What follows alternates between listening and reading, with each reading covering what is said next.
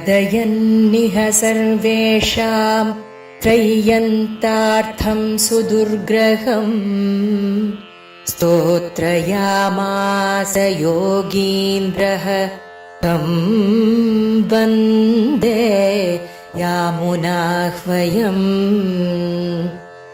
यत्पदाम्भोरुहध्यानविध्वस्ताशेषकल्मषः वस्तुतामुपयातोऽहं यामुनेयं नमामि तम्। नमो नमो यामुनाय यामुनाय नमो नमः। नमो नमो यामुनाय यामुनाय नमो नमः।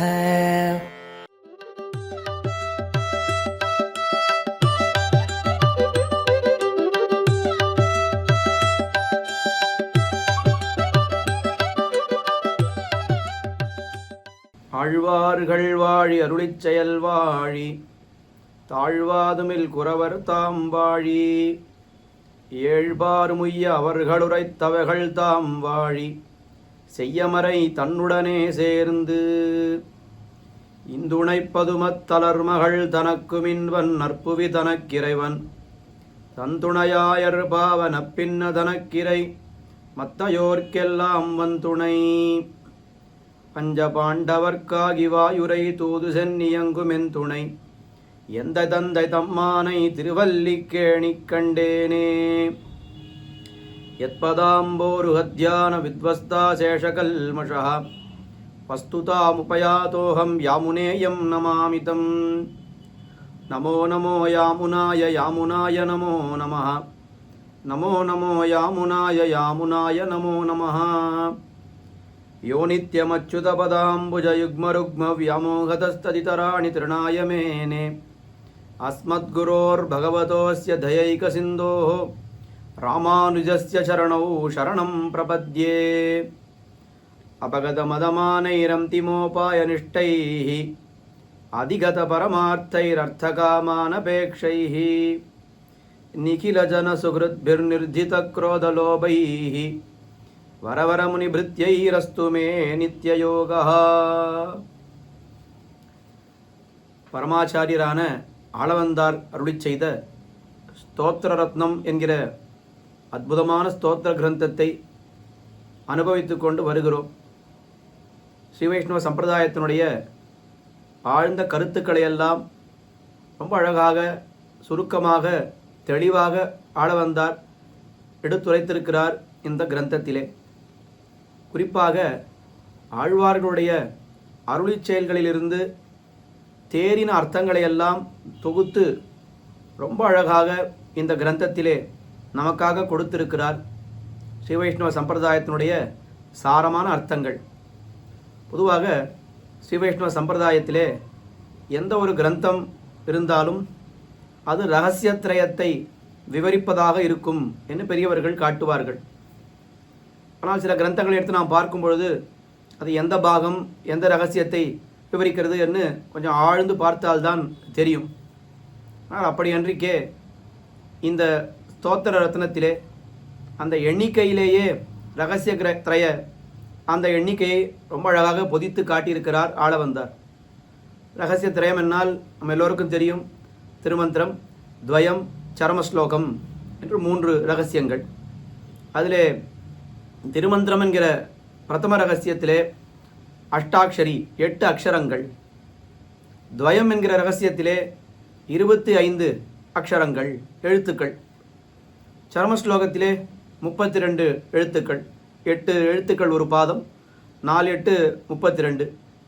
அப்போ 8 அஷ்டாட்சரம், 25 துவயம், 25 8 33, 32 அதோடு சேர்த்தால் 65 என்கிற எண்ணிக்கை வருகிறது. ஆக இரகசிய திரயங்களுடைய அக்ஷர எண்ணிக்கை 65. ஆளவந்தார் அருளி செய்த இந்த ஸ்தோத்திர ரத்னத்தினுடைய ஸ்தோத்திர எண்ணிக்கை எவ்வளவு என்று பார்த்தால் அதுவும் 65. இப்போ 65 அக்ஷரத்திற்கு 65 ஸ்லோகங்களை ஆளவந்தார் அருளி செய்திருக்கிறார் என்னால் மேலெழுந்த வாரியாக, அதாவது ரொம்ப கஷ்டப்பட்டு ஆராய்ந்து பார்த்தால்தான் அதில் ரகசியத்திரை அர்த்தங்கள் தெரியும் என்று இல்லாமல் அந்த எண்ணிக்கையிலேயே இந்த ரகசிய திரயத்தை விவரிக்க வந்த நூல் என்று ரொம்ப அழகாக அமைத்திருக்கிறார் ஆளவந்தார்.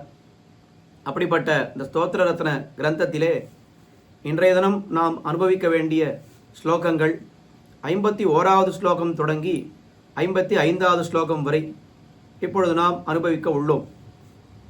அந்த 51வது ஸ்லோகத்தை நாம் அனுபவிப்பதற்கு முன்னால் 50வது ஸ்லோகத்திலே ஆளவந்தார் என்ன தெரிவித்தார் என்று ஒரு முறை பார்த்து விடலாம்.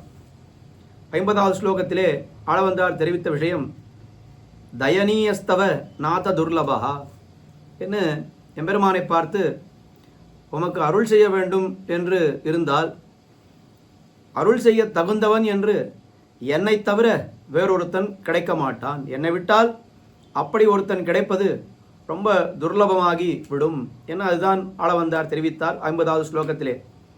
நம்ருஷா பரமார்த்தமேவமே ஸ்ருணு விஜாபனம் ஏகமக்ரதா எதிமேன தைஷ்யசே ததா தயனீயஸ்தவ நாத துர்லபா என அடியேன் செய்கின்ற இந்த விண்ணப்பத்தை முதலிலே நீர் கேட்க வேண்டும். அக்ரதா முந்திர முன்னம் அதை கேட்க வேண்டும். அப்படியே நம்மாழ்வார் தெரிவித்தாரே, மெய் நின்று கேட்டருளாய் இமையோர் தலைவா, மெய் நின்று கேட்டருளாய் அடியேன் செய்யும் விண்ணப்பமே என்று நம்மாழ்வார் தெரிவித்த அந்த கிரமத்தை அடியொத்தி, நாத அமிருஷா பரமார்த்தமேவமே ஸ்ருணு விஜாபனம் ஏகம் அக்ரதா என்று முதலிலே இதை நீர் கேட்டருள வேண்டும் என்று நம்மாழ்வார் பிரார்த்தித்தார் போலேயே ஆளவந்தாரும் பிரார்த்திக்கிறார். என்ன விண்ணப்பம் என்று கேட்டால் அடியேன் செய்யும் விண்ணப்பமே என்று நம்மாழ்வார் பிரார்த்தித்தார். ஆளவந்தார் என்ன விண்ணப்பம் இங்கே செய்கிறார் என்னால், உமக்கு அருள் செய்ய வேண்டும் என்று இருந்தால் என்னை தவிர வேறொருத்தன் உமக்கு கிடைக்க மாட்டான். நாம் தான் நீர் அருள் செய்ய தகுந்தவன், இதுக்கு கீழே ஒருத்தன் இல்லை என்று சொல்லும்படியாக இருக்கக்கூடியவன் நான் என்று அது மேல் ஸ்லோகத்திலே 51வது ஸ்லோகத்திலே அதை தெரிவிக்கப் போகிறார். அப்படி முதலிலே 50வது ஸ்லோகத்திலே எனக்கு அருள் செய்ய வேண்டும், அருள் செய்ய தகுந்தவன் அடியேன்தான் என்று ரொம்ப அழகாக தெரிவித்தார். அடுத்தது 51வது ஸ்லோகத்திலே ஆளவந்தார் என்ன தெரிவிக்கிறார்? கீழ் ஸ்லோகத்திலே அவர் செய்த விண்ணப்பம் அது எப்படி இருக்கு அப்படின்னு கேட்டால், எம்பெருமானுடைய அனுகிரகத்தை ஒருவன் பெற வேண்டுமானால் அது யார் அதை பெற்றால் ரொம்ப அது பிரயோஜனப்படும் என்னால், யார் ரொம்ப தாழ்ந்தவனாக இருக்கிறானோ அவனிடத்திலே தான் அந்த அருள் நன்றாக பிரயோஜனப்படும். அதுக்கு மேலே எம்பெருமானுக்கு எது பெருமைன்னு கேட்டால், ரொம்ப உயர்ந்தவனிடத்திலேயே அருள் செய்து கொண்டிருக்கிறான்னு சொன்னால் அது ஒரு பெரிய பெருமையே கிடையாது. எம்பெருமானுக்கு ரொம்ப தாழ்ந்தவன், இவனை காட்டிலும் நீசன் ஒருவன் இல்லைன்னு யார் இருக்கிறாரோ அவருக்கு அனுகிரகம் பண்ணினால்தானே அந்த தயைக்கே, எம்பெருமானுடைய தயைக்கே பெருமை. ஆக இப்படி என்னை நீ விட்டு விட்டாயானால் வேறொருத்தன் உனக்கு கிடைக்கவே மாட்டான். அதனால் இந்த சம்பந்தம் உனக்கும் எனக்குமான இந்த சம்பந்தம் இருக்கிறதே, இது அனாதியான சம்பந்தம். இதை நீ இந்த சம்பந்தத்தை உண்மையாக ஆக்க வேண்டுமானால் எனக்கு நீ அருள் செய்தே தீர வேண்டும் என்று இந்த 51வது ஸ்லோகத்திலே ஆளவந்தார் பிரார்த்திக்கிறார். ததகம் த்வதிருதேன நாதவான் மதுருதேத்வம் தயனீயவான் நச விதி நிர்மிதமே ததன்வயம் பகவன் பாலயமாஸ்மஜீஹபஹா. பகவன் எம்பெருமானை பார்த்து பகவானே, எம்பெருமானே என்று அழைக்கிறார். ததகம் த்வதிருதே ந நாதவான், ஆகையாலே கீழே சொன்ன காரணத்தினாலே அடியேன் த்வதிருதே உன்னை தவிர வேறொருவனை ந நாதவான் நாதனாக உடையேன் அல்லேன். எனக்கு நாதன் என்று சொன்னால் அது நீதான். அதற்கு மேலே மதுருதேத்வம் தயனீயவான் நச்ச, மதுருதே என்னை தவிர வேறொருவனை ந தயனீயவான் அருள் கொள்பவனாக உடையை அல்லை. நீ அனுகிரகம் பண்ண வேண்டுமானால் அதற்கு ரொம்ப சரியான அதிகாரி யாருன்னா நான் தான். என்ன அதிகாரம் என்னிடத்தில் இருக்குன்னா, இருக்கிறதுலே கடைசியான அதிகாரி நான் தான் என்கிற அதிகாரம் என்னிடத்தில் இருக்கிறது. அப்படி அந்த தயையை பெற வேண்டிய நிலையில் இருக்கக்கூடியவன் நான்.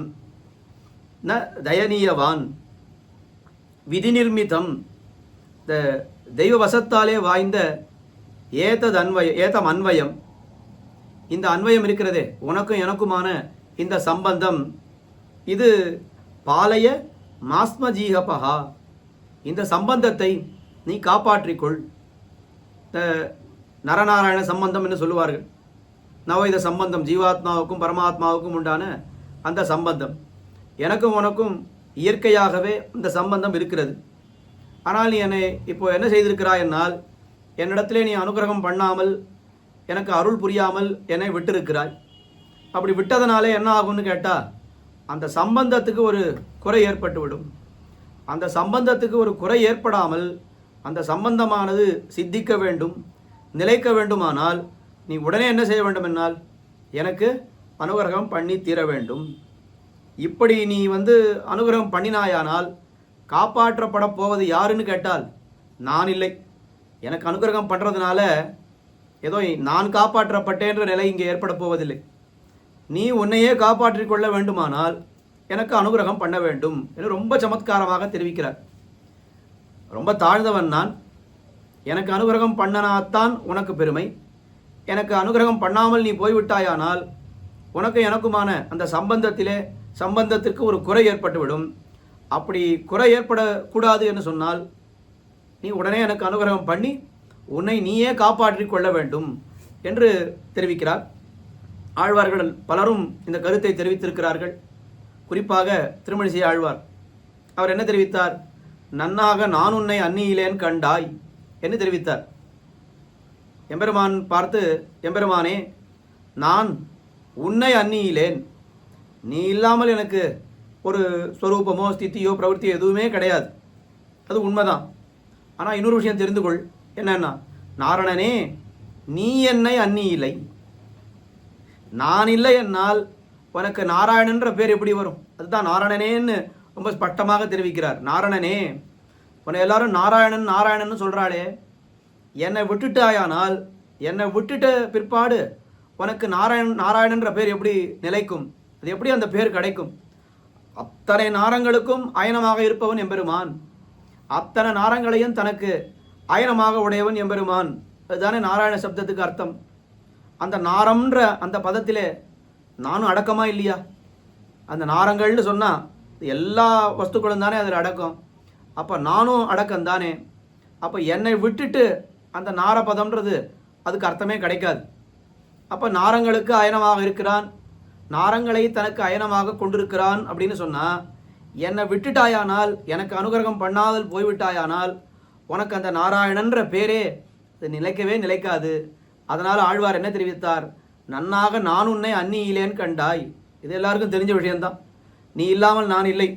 ஆனால் ஒன்று நான் சொல்கிறேன் கேளு, நான் இல்லாமல் நீயும் இல்லை. நாரணனே நீ என்னை அந்நியிலை, நான் இல்லாமல் உனக்கு எப்படி அந்த பேர் கிடைக்கும், நாராயணன்ற பேர் கிடைக்கும்? இப்போ லௌகிகமாக ஒரு உதாரணம் சொல்லணும்னா, ஒரு வைத்தியர் இருக்கார். ஒரு வைத்தியர்னு இருந்தாக்கா ஒரு நோயாளியாவது பார்த்தா தானே அவர் வைத்தியர். எந்த நோயாளியுமே பார்க்காமல் பெருமை அவர் இருந்தாரானால் அவர் வைத்தியரா இல்லையா? அவருக்கு என்ன தெரியும்? அவருக்கு என்ன சாமர்த்தியம்? என்ன அவரால் யாரை காப்பாற்ற முடியும்? எதுவுமே நம்மளால் கண்டுபிடிக்க முடியாது. ஒரு நோயாளியாவது அவர் காப்பாற்றினார், ஒருத்தரையாவது அவர் குணப்படுத்தினார் அப்படின்னு சொன்னாதான் அவர் வைத்தியர்னு சொல்கிறதுக்கு ஒரு பிரயோஜனம் உண்டு. யாருமே இல்லாமல் ஒரு பேஷண்ட்டை கூட அவர் பார்க்கலை, ஆனால் வைத்தியர்னு போட்டுக்கிறாருன்னா அவர் என்ன வைத்தியரோ தெரியாது சுவாமி. இது வரைக்கும் அவர் ஒரு நோயாளியை கூட பார்த்ததே கிடையாது, ஆனால் வைத்தியர்னு போட்டுக்கிறார். அவர் உண்மையாகவே வைத்தியரான்னு நமக்கு தெரியாதுன்னு சொல்லுவோமா மாட்டோம்? அதுபோல் நீ நாராயணன்ற பேர் கொண்டிருக்கிறாய். நீ நாராயணனாக இருக்க வேண்டுமானால் அத்தனை நாரங்களையும் நீ காப்பாற்றி தான் ஆக வேண்டும். நான் எங்கே இருக்கிறேன்? அந்த நாரங்களுக்குள்ளே நானும் அடக்கமாக இருக்கிறேன். அதனால் என்னையே நீ காப்பாற்றினால்தான் உனக்கு நாராயணன் என்கிற பேரே உனக்கு நிலைக்கும் என்று திருமழிசை ஆழ்வார் நான்முகன் திருவந்தாதியிலே தெரிவித்தார். நன்னாக நான் உன்னை அந்நியிலேன் கண்டாய், நாரணனே நீ என்னை அந்நியிலைன்னு சொன்னாரே, அது அப்படியே இங்கே மொழிபெயர்க்கிறா போலே ஆளவந்தார் தெரிவிக்கிறார். அப்படியே ஒரு படி மேலே இதை எடுத்துக்கொண்டு போய் திருவரங்க தமுதனார் எம்பெருமானார் விஷயமாக இது அப்படியே சாதிக்கிறார். அவர் என்ன சாதிக்கிறார்? நிகரின்னி நின்னவன் நீசதைக்கு நின் அருளின்கரன் நீ புகழொன்றும் இல்லை. எனக்கு நான் ரொம்ப தாழ்ந்தவன், நிகரின்னி நின்னவன் நீசதைக்கு. அதுக்கு ஒரே புகழ் எதுன்னு கேட்டால் நின் அருளின்கரன் நீ புகழ் ஒன்றும் இல்லை. எம்பெருமானாரே, உம்முடைய திருவருளை விட்டால் எனக்கு ஒரு புகழே கிடையாது அப்படின்னு தெரிவித்தார். அதற்கு மேலே என்ன தெரிவித்தார்னா, ரொம்ப அழகான வார்த்தை. அருட்கும் அகுதே புகழ்னு சொல்லிட்டார். உம்முடைய அருள் இருக்கிறதே, அனுகிரகம் பண்ணணும்னு நீர் காத்து கொண்டிருக்கிறீர். அப்படி காத்து கொண்டிருக்கிற சமயத்தில் யாருக்கு அனுகிரகம் பண்ணால் ரொம்ப அது பிரயோஜனப்படும், யார் ரொம்ப கடை கட்டவனோ அவனுக்கு அனுகிரகம் பண்ணால்தான் அது பிரயோஜனப்படும். அப்படி ஒருத்தனை தேடிக்கொண்டிருக்கிறீர். அப்படி நீர் தேடிக்கொண்டிருக்கும் பொழுது அந்த அருளுக்கு எது புகழ்னு கேட்டால் அந்த அருளுக்கு நான் தான் புகழ்.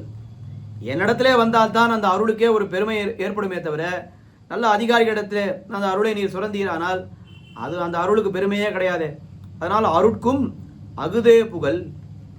புன்மையினோர் பகரும் பெருமை ராமானுசா, இனி நாம் பழுதே அகலும் பொருளன் பயன் இருவோமுக்கும் ஆன பின்னே. எனக்கு அனுகிரகம் பண்ணுறதுனால எனக்கு மட்டும் அது என்னை மட்டும் நீர் காப்பாற்றுறீர்னு நினைக்க வேண்டாம். எனக்கு அனுகிரகம் பண்ணதுனால தான் உண்மையே நீர் காப்பாற்றிக் கொள்கிறீர். எனக்கு அனுகிரகம் பண்ணுவதனாலே எனக்கு ஒரு பிரயோஜனம் ஏற்படுகிறது, வாஸ்தவந்தான். ஆனால் எனக்கு அனுகிரகம் பண்ணால்தான் உமக்கே ஒரு பிரயோஜனம், அந்த அருளுக்கே ஒரு பிரயோஜனம் ஏற்படுகிறது. அப்படின்னும் பொழுது எனக்கு அனுகிரகம் பண்ணி உம்மை நீர் காப்பாற்றி கொள்ள வேண்டும். அருட்கும் அகுதே புகழ் என்ன எம்பெருமான் விஷயத்திலே ஆளவந்தார் என்ன சாதித்தாரோ அது அப்படியே எம்பெருமானார் விஷயத்திலே அமுதனார் சாதித்தார். அதே விஷயத்தை ஆர்த்தி பிரபந்தத்திலே மறுபடியும் எம்பெருமானார் விஷயமாகவே மணவாள மாமுனிகளும் சாதிக்கிறார். அவர் ரொம்ப அழகான பாசுரம். எனைப்போல் பிழை செய்வாருண்டோ, உனைப்போல் பொருத்தருள்வாருண்டோ, அனைத்துலகும் வாழ பிறந்த எதிராசமா முனிவா, ஏழைக்கு இறங்காயினி. ரொம்ப சுலபமான பாசுரம். என்ன சொன்னார் மணவாள மாமுனிகள்? எனைப்போல் பிழை செய்வார் உண்டோ, நிறைய பாபம் பண்ணியிருக்கிறவனுக்கு தான் நான் அனுகிரகம் பண்ணுவேன் அப்படின்னு நீர் தேடிட்டு இருந்தீரானால், இருக்கிறதுலே அதிகமான பாபம் பண்ணினவன் யாருன்னா அடியேன் தான். அதே மாதிரி உமக்கு என்ன பெருமைனா, இருக்கிறதுலே அதிகமான பாவம் யார் பண்ணியிருக்கானோ அவனைத்தான், அந்த பாவத்தை பொறுத்தால் தான் உமக்கு பெருமை. அப்போ உனைப்போல் பொறுக்க வல்லார் உண்டோ. பொறுத்தேன், நிறைய தப்பு பண்ணியிருக்கிறாய், கொஞ்சமாக தப்பு பண்ணியிருக்கிறவனை பார்த்து நான் பொறுத்தேன், சரி உன்னுடைய தப்பெல்லாம் மன்னித்தேன்னு சொல்கிறது பெரிய விஷயமே இல்லை. அதிகமாக தப்பு பண்ணியிருக்கிறவனை பார்த்து நான் மன்னித்தேன் அப்படின்னு சொன்னா தானே அந்த மன்னிப்புக்கே ஒரு பெருமை. அப்போ நீர் என்ன பண்ணிட்டு இருக்கீர்னா, யார் இருக்கிறதுலே அதிகமாக தப்பு பண்ணியிருக்கா அப்படின்னு தேடிட்டு இருக்கீர். இந்த உலகத்திலே அதிகமாக தப்பு பண்ணியது நான் தான். என்னைப்போல் பிழை செய்வார் உண்டோ, உனைப்போல் பிழை பொறுக்க வல்லார் உண்டோ. அதுக்கு மேலே சொல்கிறார், அனைத்துலகும் வாழ பிறந்த எதிராச மாமுனிவா. எம்பெருமான் நாராயணன் அப்படின்னு ஆழ்வார் சொன்னாரே, நாரங்களுக்கு அயனமாக இருப்பவன், நாரங்களை தனக்கு இருப்பிடமாக உடையவன் சொன்னாரே. அதே போல் இங்கே எம்பெருமானாருக்கு என்ன பெருமைனா, அனைத்துலகும் வாழ பிறந்தவர். என்னை நீர் அங்கீகரிக்க மாட்டேன்னு சொல்லிட்டீரானால், அனைத்துலகம் வாழ பிறந்தவர்னு உமக்கு திருநாமம் ஏற்பட்டிருக்க, இது எப்படி சித்திக்கும்? இந்த நாமத்தை நீர் எப்படி நாளையிலேருந்து அந்த பட்டத்தை நீர் பிரயோகப்படுத்தவே முடியாது. எனக்கு அனுகிரகம் பண்ணினால்தான் அந்த பட்டமே உமக்கு நிலைக்கும். அதனால் அனைத்துலகம் வாழ பிறந்த எதிராச மாமுனிவா, ஏழைக்கு இறங்காயினி என்று அழகாக ஆழ்வார்கள் தெரிவித்த கருத்து. அப்படியே ஆளவந்தார் வடமொழியிலே தெரிவித்தார். அமுதனார் திருவரங்க தமுதனார் ராமானுஜ நூத்தந்தாதியிலே எம்பெருமான் விஷயமாக தெரிவிக்கப்பட்ட கருத்தை எம்பெருமானார் விஷயமாக தெரிவித்தார். அப்படியே அடியொத்தி மணவாள மாமுனிகளும் அதை தெரிவித்தார். இன்னும் நிறைய பாசுரங்கள் அதே மாதிரி தெரிவித்திருக்கிறார். அதிகாரம் உண்டேல் அரங்கர் இறங்காரோ, அதிகாரம் இல்லாதார்கன்றோ எதிராசா நீ இறங்க வேண்டுவது, நீயும் அதிகாரிகளுக்கே இறங்கில் என் செய்வோம் யாம் என்ன. அது ரொம்ப அழகா அதே விஷயத்தை தெரிவிக்கிறார் மணவாள மாமுனிகள். ஆக இந்த ஸ்லோகத்திலே ஆளவந்தார் என்ன தெரிவிக்கிறார் எம்பெருமானை பார்த்து ரொம்ப சமத்காரமா, எனக்கு அனுகிரகம் பண்ணி உன்னை நீ காப்பாற்றிக்கொள். எனக்கு அனுகிரகம் பண்ணுவதனால தான் உன்னுடைய பெருமைக்கு உனக்கே பெருமை ஏற்பட போகிறது, அதை நீ காப்பாற்றிக்கொள் என்று ரொம்ப அழகாக தெரிவிக்கிறார். இந்த விதி நிர்மித்தம், இந்த விதின்ற வார்த்தைக்கு நம்ம பொதுவாக என்ன சொல்கிறோம்? விதின்ற வார்த்தைக்கு நம்ம என்ன அர்த்தம் சொல்கிறோம்? ஏதாவது தவறாக நடந்து போயிடுத்து, நடக்கக்கூடாது நடந்து போயிடுத்துனா நம்ம என்ன சொல்கிறோம்? எல்லாம் என் விதி இப்படி நடந்துடுத்துன்னு சொல்கிறோம். ஆனால் விதின்ற வார்த்தைக்கு என்ன அர்த்தம்? ஆழ்வாரை போய் நம்மாழ்வாரை போய் கேட்கணும். விதி சூழ்ந்ததால் எனக்கே ரம்மான் திருவிக்கிரமனையே. விதி அப்படின்ற வார்த்தை நம்மாழ்வார் பல இடங்களிலே பிரயோகப்படுத்தியிருக்கிறார். அதுக்கெல்லாம் பகவத் கிருபை என்ன அர்த்தம்? எம்பெருமானுடைய இச்சை, எம்பெருமானுடைய கிருபை. அப்போ இந்த விதி நிர்மிதம் அப்படின்னு சொன்னால் என்ன அர்த்தம்? தெய்வ வசத்தாலேன்னா நாம் சொல்கிற, ஐயோ எனக்கு என்ன பண்ணுறது, என் தலைவிதி, இவனுக்கு போய் நான் அடியவனாக இருக்கிறேன், அந்த மாதிரி அர்த்தம் கிடையாது. எம்பெருமானுடைய ஒரு சங்கல்பத்தினாலே, எம்பெருமானுடைய கிருப்பையினாலே நமக்கு அந்த அனாதியான அந்த சம்பந்தம் எம்பெருமானுக்கும் நமக்கும் உண்டான சம்பந்தம் அது கிடைத்திருக்கிறது. அதனால் அது அந்த சம்பந்தம் நிலைக்க வேண்டுமானால் நீ என்ன பண்ண வேண்டும்? பாலைய என்று காப்பாற்றிக்கொள். இந்த சம்பந்தத்தை நீ காப்பாற்றி உன்னையே நீ காப்பாற்றி கொள்ள வேண்டும் என்று ரொம்ப அழகாக இந்த 51வது ஸ்லோகத்திலே ஆளவந்தார் தெரிவிக்கிறார். அதுக்கு மேலே 52வது ஸ்லோகம் ரொம்ப முக்கியமான ஸ்லோகம். இந்த 2 ஸ்லோகங்கள் 52வது ஸ்லோகமும் 53வது ஸ்லோகமும் இது சேர்த்து அனுபவித்தால்தான் அந்த அர்த்தம் நன்னா நமக்கு புரியும். கீழே ஆளவந்தார் என்ன பிரார்த்தித்தார்?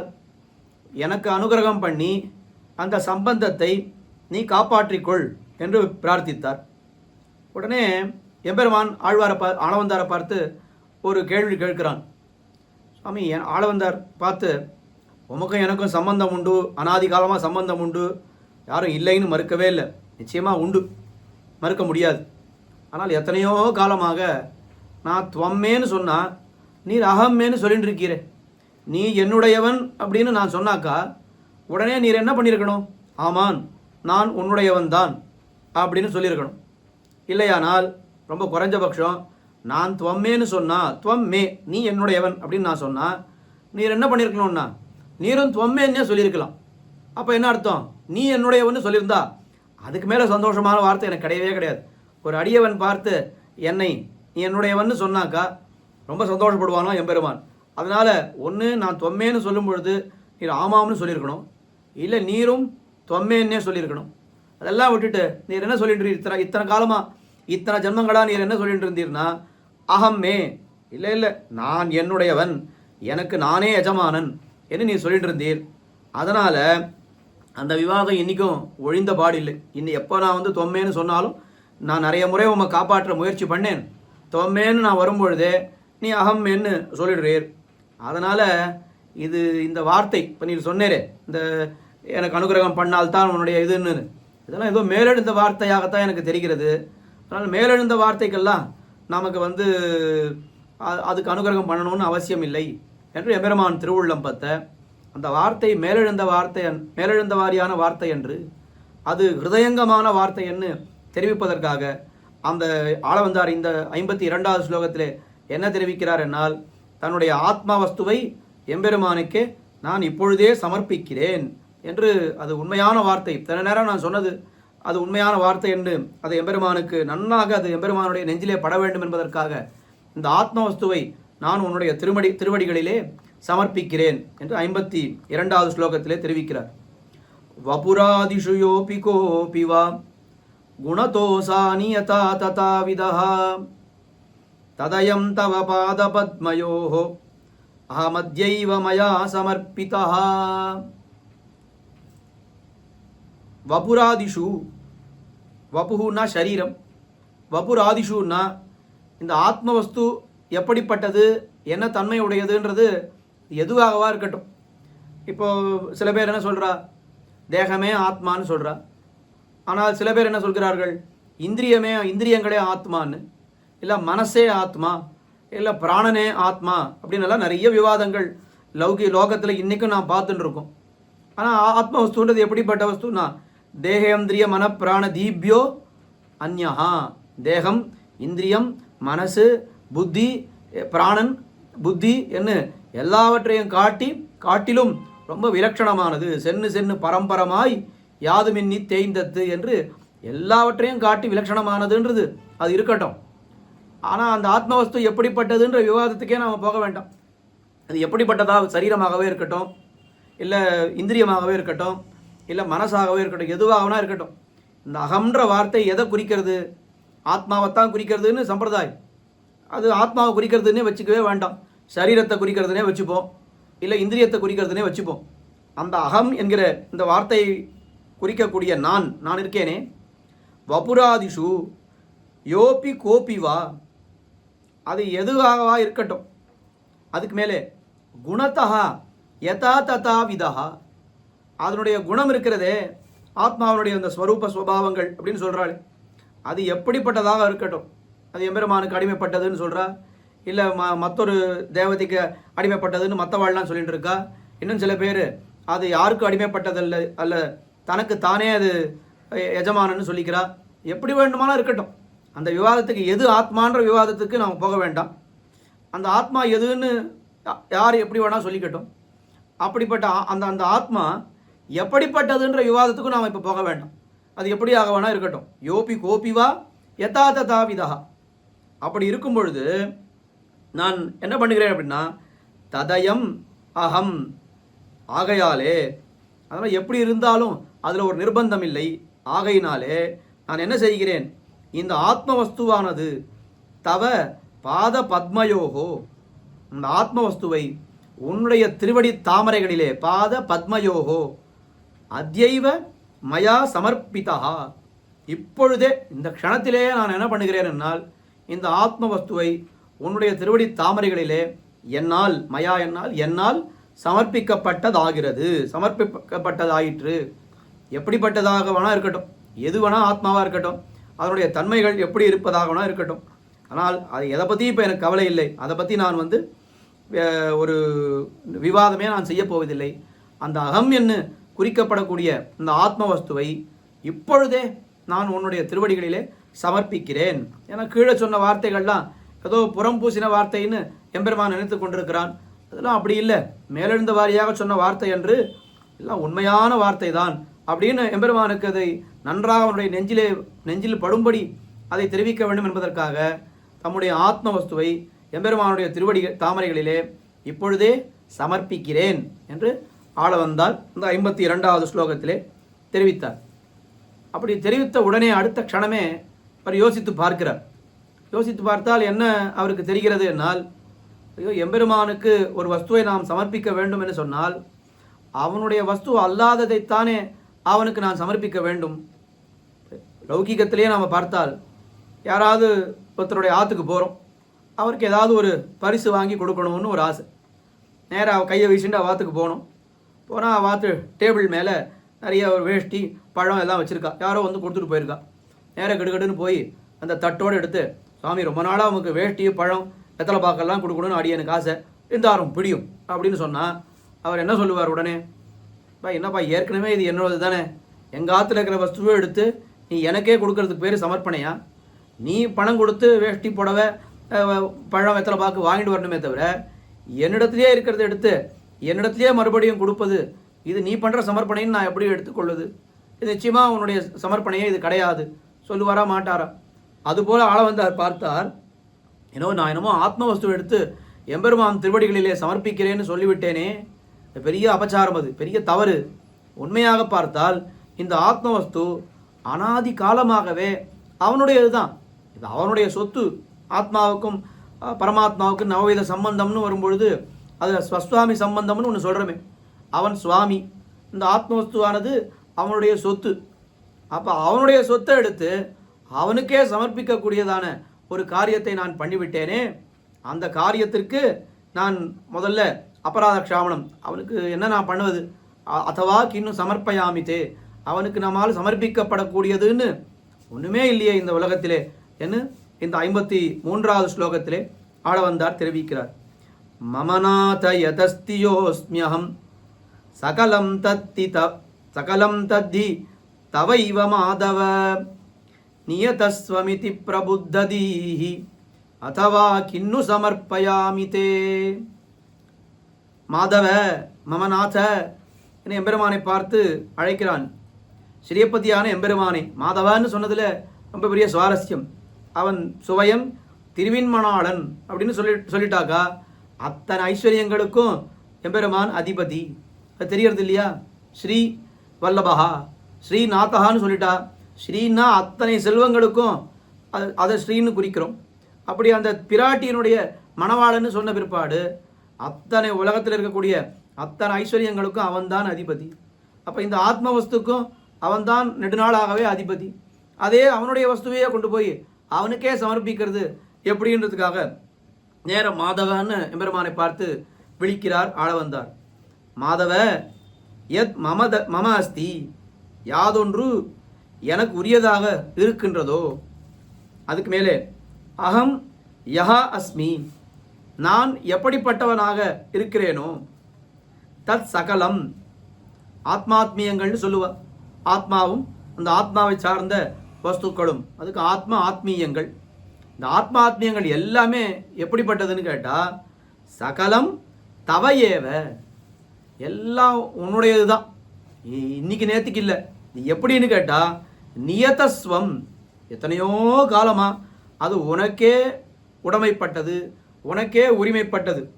எல்லாம் எதெல்லாம் இந்த உலகத்தில் நாம் பார்க்கிறோமோ, அது சித்தோ அச்சித்தோ எதுவாக இருந்தாலும் எல்லாம் எம்பெருமானுடைய சொத்துக்கள் அப்படின்னு தெரிந்த பிற்பாடு, இதி பிரபுத்த தீஹி என்று நன்றாக தெரிந்து கொண்ட அடியேன், கிண்ணு சமர்ப்பயாமித்தே, உனக்கு எதை நான் சமர்ப்பிப்பேன்? எதையாவது சமர்ப்பிக்க வேண்டும் எனக்கு ஆசை இருக்கிறது. சமர்ப்பிக்க வேண்டுமானால் உயர்ந்த வஸ்துவைத்தான் சமர்ப்பிக்க வேண்டும். எது ரொம்ப உயர்ந்த வஸ்துன்னு தேடி பார்த்தா இந்த ஆத்மா வஸ்து தான் ரொம்ப உயர்ந்த வஸ்துன்னு தெரியுது. இதை எடுத்து சமர்ப்பிச்சிடலாம் அப்படின்னு சொன்னாக்கா, இதை எடுத்து சமர்ப்பிப்பதற்கு நீராறு சுவாமி, இது ஏற்கனவே அவனுடையது தானே, பல காலமாக நியதஸ்வம் என்ன நெடுங்காலமாகவே இது அவனுடைய சொத்தாச்சே, அதை எடுத்து அவனுக்கே கொடுக்கறதுன்னு எப்படி? யாரோ ஒருத்தர் வந்தார், நேராக அவர் ஆற்றுக்கு போய் அவனுக்கு ஒரு பெரிய வீடு நான் பரிசாக கொடுக்கலாம் அப்படின்னு நினைக்கிறேன்னு சொன்னார். அப்படியா, எந்த வீடு அப்படின்னா, இந்த வீடு தான், இருக்கிற வீடு தான். ஐயோ, இந்த வீடு என்னுடைய தானே ஏற்கனவே, நான் எங்கள் தாத்தா காலத்துலேருந்து நாங்கள் இந்த வீட்டில் இருக்கோம், இந்த வீட்டை எடுத்து எனக்கு நீ பரிசாக கொடுக்குறதா? இப்படி கேள்விப்பட மாட்டாளா? அது மாதிரி எம்பெருமானுக்கு நாம் எதை கொடுப்பது? எதையுமே கொடுக்க முடியாது, எல்லாம் அவனுடைய வஸ்துக்கள் என்ன ஆன பிற்பாடு, அந்த விஷயம் நமக்கு தெரிந்த பிற்பாடு எம்பெருமானுக்கு என்ன சமர்ப்பிப்பது? என்ன இதெல்லாம் ஆழ்வார்கள் பல இடத்திலேயும் இதை தெரிவித்திருக்கிறார்கள். குறிப்பாக நம்மாழ்வார், அவர் இந்த திருவாய்மொழியில், ஊனில் வாழ்வுயிரே என்ற திருவாய்மொழியில் அவர் என்ன தெரிவித்தார்? எனதாவி தந்தொழிந்தேன் இனிமேழ்வது என்பதுண்டே. எனதாவி தந்தொழிந்தேன், என்னுடைய ஆத்மவஸ்துவை உமக்கே நான் கொடுத்து விட்டேன் அப்படின்னு சொன்னார். உடனே அடுத்த வரியிலே அவர் என்ன சொல்லிட்டார்? எனதாவியார் யானார் தந்த நீ கொண்டாக்கினையே. எனதாவி யார்? என்னுடைய ஆத்மவஸ்துன்றது அது எல்லாம் நீ கொடுத்தது, உன்னுடைய வஸ்துக்கள் எல்லாம். இதை போய் நான் திருப்பி சமர்ப்பிக்கிறேன்னு சொன்னால் எவ்வளோ பெரிய முட்டாள்தனம் அப்படின்னு நம்மாழ்வார் தெரிவித்தார். யானே நீ என் உடைமையும் நீயே, நானே உன்னுடைய அதீனம், என்னுடைய உடைமைகள் அவைகளும் உன்னுடைய அதீனம் ஆன பின்பாடு இதை எடுத்து நான் உனக்கு சமர்ப்பிப்பதுன்னு ஒன்று உண்டான 7ஆம் பத்திலே அதை என்னைக்கும் என்னங்கிற திருவாய்மொழியில் ரொம்ப அழகாக தெளிவாக நமக்கு சாதித்து விடுகிறார் நம்மாழ்வார். உதவி கைமாறு என்னுயிர் எண்ண உத்தெண்ணில் அதுவும் தாங்கவன் தன்னது என்னால் தன்னை பதவியை இன்கவி பாடிய அப்பனுக்கு எதுவும் ஒன்றுமில்லை செய்வது இங்கும் அங்கே. அந்த இடத்துல என்ன பிரகரணம்னா, ஆழ்வாரை கொண்டு திருவாய்மொழி பாட வைத்தான் எம்பெருமான். இந்த பெரிய ஒரு உபகாரத்துக்கு பிரத்யுபகாரமாக மறுபடியும் நம்ம ஏதாவது பண்ணலான்னு பார்த்தார். என்ன பண்ணுறதுன்னு ஆழ்வாருக்கு தெரியல. எங்கிட்ட இருக்கிறது ஒன்றே ஒன்று தான், இந்த ஆத்மவஸ்து இருக்குது, அதை உனக்கு கொடுத்து விடலான்னு பார்த்தா அதுவும் தாங்கவன் தன்னது உதவி கைமாறு என்னுயிர் எண்ண உத்து எண்ணில், என்ன ஆராய்ந்து பார்த்தால் அதுவும் தாங்கவன் தன்னது, அதுவும் பலகாலமாக அவனுடையது, அது ஒன்றும் என்னுடையதுன்னு சொல்லிக்கிறதுக்கு அதில் ஒன்றும் விஷயம் இல்லை. அதனால் அவனுக்கு கொடுக்க வேண்டியது, அவன் நம்மளால் கொடுக்க முடிந்தது ஏதாவது இருக்கிறதா அப்படின்னு கேட்டால், பதவியை இன்கவி பாடிய அப்பனுக்கு எதுவும் ஒன்றும் இல்லை செய்வது இங்கும் அங்கே. இங்கேயும் பண்ண முடியாது, அங்கே போனாலும் அங்கேயும் கொடுக்க முடியாது, எல்லா வஸ்துக்களும் அவனுடையதுன்னு அந்த ஞானம் நமக்கு ஏற்பட்ட பிற்பாடு அவனுக்கு நாம் என்ன கொடுப்பது என்று ரொம்ப அழகாக தெரிவிக்கிறார். இந்த விஷயத்தை எல்லாம் ரொம்ப ரொம்ப அழகாக பிடலோகாச்சாரியர் ஸ்ரீவச்சன பூஷணத்திலே ஒரு சூத்திரத்திலே காட்டுகிறார். அதாவது அங்கே அந்த பிரபத்தியினுடைய சொரூபத்தை எல்லாம் தெரிவித்துக் கொண்டு வரும்பொழுது அந்த விஷயத்தில் என்ன தெரிவிக்கிறார்? ஒரு அழகான சூத்திரம் 125வது சூத்திரத்தில், அவன் தந்தத்தை கொடுக்குமிடத்தில் அடைவிலே கொடுக்கில் அனுபாயமாம் அடைவுகட கொடுக்கில் களவு வெளிப்படும். அந்த ஒரு வார்த்தையை மட்டும் எடுத்துப்போம், அடைவுகட கொடுக்கில் களவு வெளிப்படும். அதுதான் இங்கே ரொம்ப முக்கியமான விஷயம். அது அங்கே என்ன சொல்கிறார்? எம்பெருமானுக்கு நாம் ஆத்மவஸ்து ஏதாவது சமர்ப்பிக்கிறோம் அப்படின்னு சொன்னால் அவனுடையது என்கிற புத்தியாலே சமர்ப்பித்தால் அது உபாயம் ஆகவே ஆகாது. ஏன்னா ஏற்கனவே அவனுடையதுன்ற எண்ணத்தோடு தானே அவன் சமர்ப்பிக்கிறான். அதனால் அடைவிலே கொடுக்கில் அனுபாயமாம் அப்படின்னு சொன்னார். அடைவுகட கொடுக்கில் களவு வெளிப்படும். ரொம்ப வேடிக்கையான விஷயம் அது. அது என்னுடையது, இந்த ஆத்மவஸ்து இருக்கே இது என்னுடையது அப்படின்னு அந்த இடத்துல ஆத்மவஸ்துன்னு இல்லை, எம்பெருமான் கொடுத்த அவன் தந்த அந்த கரண கலேபரங்கள் அதையெல்லாம் அவர் அங்கே தெரிவிக்கிறார். அப்படி என்னுடையதுன்னு நினச்சி கொடுத்தாக்கா களவு வெளிப்படும்னு தெரிவிக்கிறார். அதுக்கு மணவாள மாமுனிகள் ரொம்ப அழகான வியாக்கியானம், சின்ன கதை மாதிரி ஒன்று எழுதியிருக்கார். ராஜமகேந்திரன் படியை ரகசியத்திலே களவு கண்டு ஓலக்கத்திலே கொடுக்குமா போலேயிரே இவன் கொடை அப்படின்னு தெரிவிக்கிறார். அவர் கதை மாதிரி சொல்லணும். ஸ்ரீரங்கத்தில் யாரோ ஒரு ஸ்ரீரங்கத்தில் பெருமாள் நிறைய திருவாபரணம் சாத்தின்னு இருக்கார் இல்லையா, நம்பெருமாள். அது பெரிய ராஜமகேந்திரன் படின்னு ஒரு திருவாபரணம். இப்போ இன்றைக்கி ஏதோ பார்த்தாக்கா இந்த நீலநாயகம்னு பெருசாக சாத்தின்னு இருக்கார். கல் அது அவ்வளவு பலுவாக இருக்கும். அதுக்கு அத்தனை சரப்பொடி போட்டு அதை கட்டியிருப்பா.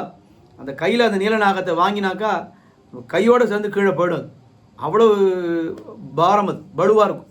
ஆனால் பெருமாள் எப்போவும் நம்பெருமாள் அழகிய உணவாளர் அதை சாத்திகிட்டே இருப்பார். ஒருத்தர் என்ன பண்ணார், ஸ்ரீரங்கத்துக்கு வந்தார், பெருமாளெல்லாம் சேவிச்சார். நாளை கார்த்தால நான் நம்பெருமாளுக்கு ஒரு திருவாபரணம் சமர்ப்பிக்க போகிறேன் அப்படின்னு எல்லாரையும் கூப்பிட்டு சொன்னார். அப்படியா, ரொம்ப சந்தோஷம். என்ன திருவாபரணம்? நீலநாயகத்தை நான் மறுபடியும் இதே மாதிரி ஒரு நீலநாயகத்தை சமர்ப்பிக்க போகிறேன் அப்படின்னு சொன்னாராம். ஆஹா, ரொம்ப சந்தோஷம். பெருமாளுக்கு இத்தனை நாள் ஒன்று தான் இருந்தது, இப்போ 2 வந்ததுன்னா முன்ன ஒரு பதக்கம் சாத்திக்கலாம், பின்னழகுக்கு ஒரு பதக்கம் சாத்திக்கலாம். ரொம்ப சந்தோஷம், நாளைக்கு எடுத்துகிட்டு வரோம் அப்படின்னு சொன்னாள். உடனே எல்லாரும் என்ன பண்ணா, நாளைக்கு எடுத்துன்னு வரேன், யானை மேலே வச்சு எடுத்துன்னு வரலாம் அப்படின்னு அம்மா மண்டபத்திலேருந்து ஆரம்பித்து யானை மேலே மேளதாளங்கள் வாத்திய கோஷங்கள் எல்லாம் போட்டு ஒரு பொட்டியில் போட்டு அந்த நீலநாயகத்தை போட்டு பொட்டி இன்னும் திறக்கலை, அதை போட்டு எடுத்துன்னு வரேன், ஒரு நீலநாயகத்தை போட்டு எடுத்துன்னு வரேன். அந்த சமயத்தில் கோயிலில் என்ன ஆகுதுன்னா ஒரே சலசலப்பு. கோயிலில் பெருமாள் சந்நிதி திறந்து பார்த்தா நேற்று ராத்திரி சாத்தின்னு இருந்த நீலநாயகத்தை காணும். எல்லாரும் தேடின்னு இருக்காது. ஐயோ எங்கே போச்சு, யார் எடுத்துன்னு போனால், திருடன் வந்தானா என்னன்னு தேடின்னு இருக்கா. இவர் என்ன பண்ணுறாரு, யானை மேலே வந்து கீழே வந்து யானையிலே இறங்கி இந்த பொட்டியை திறக்கிறார். சரி, ஏதோ இவர் சமர்ப்பிக்கிறார், இதே வாங்கி போகணும். இப்படி திறந்து பார்த்தாக்கா அந்த நீலநாயகம் இங்கே இருக்குது. அப்போ உடனே என்ன, இவருக்கு மரியாதை பண்ணுவாளா இல்லை பிடிச்சி சிறைச்சாலையில் வைப்பாளா அப்படின்னா, ராஜமகேந்திரன் படியை ரகசியத்திலே களவு கண்டு ஓலக்கத்திலே கொடுக்குமா போலே இறை இவன் கொடை. ராத்திரி வந்து இவர் தான் திருடின்னு போயிருக்கார். பெருமாள் சந்நிதிக்குள்ளே வந்து அந்த நீலநாயகத்தை திருடின்னு போயிருக்கார். ஏதோ எடுத்துன்னு வந்து தான் ஏதோ புதுசாக பண்ணி சமர்ப்பிக்கிறா போல, இது இத்தனை கோடி, இந்த 5 கோடி 10 கோடின்னு சொல்லி அவர் வந்து சமர்ப்பிச்சாரானா அங்கே இருக்கிறவா என்ன பண்ணுவா, இவருக்கு யாரும் மரியாதை பண்ண மாட்டா, ஆனால் உதச்சி தான் அனுப்புவா. அப்படி களவு வெளிப்படும், ரகசியத்திலே களவு கண்டு ஓலக்கத்திலே கொடுத்தால் அது களவு வெளிப்படும்னு சொன்னார். அதுபோல் இந்த ஆத்ம வஸ்துவை என்னதுன்னு நினச்சி நான் உனக்கு கொடுத்தேனானால் என்ன ஆகும், களவு வெளிப்படும். அவ்வளோதானே தவிர கொடுப்பதற்கு, எம்பெருமானுக்கு கொடுப்பதற்கு எதுவும் இல்லை. எனதாவியார் யானார் தந்தனி கொண்டாக்கினையே என்ன ஆழ்வார் தெரிவித்தாரே, அந்த கருத்தை அப்படியே இங்கே தெரிவிக்கிறார் ஆளவந்தார். நான் இங்கே ஒரு பெரிய சந்தேகம், சாஸ்திர சந்தேகம் கேட்டு இதில் ரொம்ப அழகாக பெரியவாச்சான் பிள்ளை வியாக்கியானி தருள்கிறார். இந்த ஸ்தோத்திர இதனுடைய வியாக்கியானத்தில் இப்போது கீழே வந்து என்ன சொன்னார், 52வது ஸ்லோகத்தில் என்னுடைய ஆத்ம வஸ்துவை சமர்ப்பிக்கிறேன் அப்படின்னு சொன்னார். 53வது ஸ்லோகத்தில் என்ன சொல்லிட்டாருன்னா, அப்படி பண்ணின சமர்ப்பணம், ஆத்ம சமர்ப்பணம் பண்ணுறேன்னு சொன்னேனே அது பெரிய தவறு, அதற்கு நான் வருந்துகிறேன், உனக்கு சமர்ப்பிப்பதற்கு எதுவுமே இல்லைன்னு அனுதாபப்பட்டார். உண்டா இல்லையா? அப்போ அனுதாபப்பட்டார் அப்படின்னு சொன்னாக்கா எதுக்கு நாம் அனுதாபப்படுவோம்? எதை நாம் பண்ணக்கூடாததை பண்ணிவிட்டால் தானே அனுதாபம் ஏற்படும். உதாரணத்துக்கு சொல்லணும்னா, சுவாமி ஏகாதசி இன்னைக்கு பட்னி இருக்கணும்னு பார்த்தேன், ஆனால் பட்னி இருக்க முடியல, ஏதோ நிர்பந்தம், நிறைய சாப்பிட்டுட்டேன் அப்படின்னு சொன்னால் என்ன பண்ணுறது, வேறு வழி இல்லைன்னு அனுதாபப்படுவோம். அப்போ செய்யக்கூடாத ஒன்று செய்தால்தான் அனுதாபப்படுவோன்னு நாம் பார்க்குறோம். அப்படி இங்கே பண்ணும் பொழுது இந்த ஆத்ம சமர்ப்பணம் ஆளவந்தார் பண்ணாரே, அது செய்யக்கூடாததுன்னு ஆளவந்தாருக்கு தெரிஞ்சிருக்கு. எதுக்காக செய்யக்கூடாததை ஆளவந்தார் செய்தார் அப்படின்றது தான் இது கேள்வி. இது நிறைய சாஸ்திர விசாரங்கள்லாம் பண்ணி பெரியவாச்சான் பிள்ளை ரொம்ப அழகாக ஒரே வரியிலே அதுக்கு வியாக்கியானத்திலே சாதிக்கிறார் விடையை.